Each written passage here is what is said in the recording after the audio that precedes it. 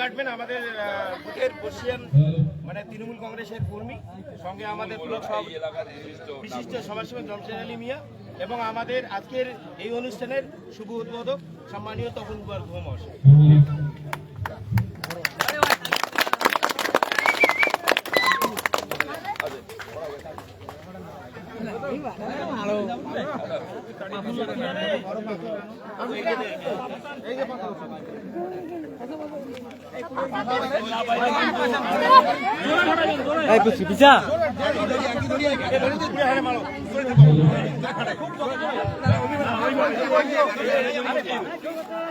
কিন্তু তাহলে দম কেমন আছে?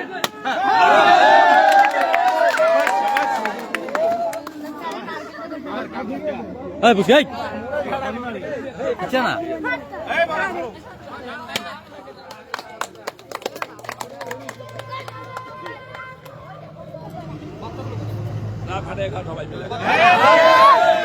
আরে পুচকি রে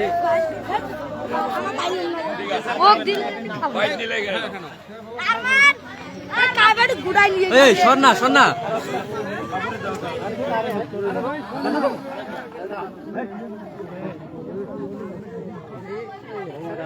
আজকে এই দীর্ঘদিনের প্রতীক্ষিত আকাঙ্ক্ষিত রাস্তা উদ্বোধন হলো, কি বলবেন এই বিষয়টা নিয়ে?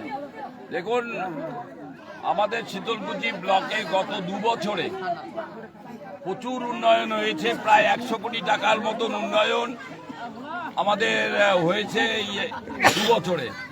আমি তথ্য দিয়ে এবং পরিসংখ্যান দিয়ে আমি জানিয়ে দিতে পারবো কোন কোন কাজ হয়েছে। কিন্তু সবচেয়ে বড় ব্যর্থতা, আমরা এই এলাকায় যাকে আমরা জনপ্রতিনিধি নির্বাচিত করেছি তিনি বিগত 4.5 বছরে কোনো উন্নয়ন করতে পারেননি।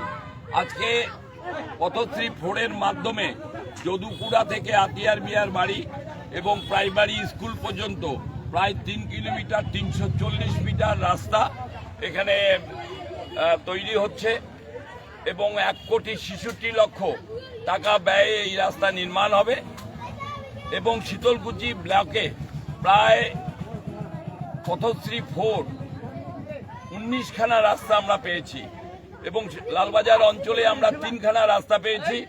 একটা হচ্ছে নালারপাড় থেকে গীতালদা মরিচা, আর একটা আমরা রাস্তা আজকে যদুপুরা থেকে প্রাইমারি স্কুল এবং আর একটা রাস্তা বড় মরিচা বাজারের পোস্ট অফিস মোড় থেকে বিএসএফ ক্যাম্প হয়ে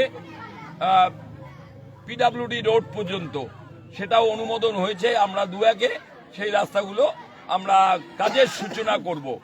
গত কৃষ্ণনগরের প্রশাসনিক বৈঠক থেকে মাননীয় মুখ্যমন্ত্রী এই রাস্তাগুলো শুভ সূচনা করেছেন। আমরা কাজের সূচনাটা আমরা পর্যায়ক্রমে এক এক করে করছি। অলরেডি আমাদের 7-8টা রাস্তা আমরা কাজের সূচনা করেছি।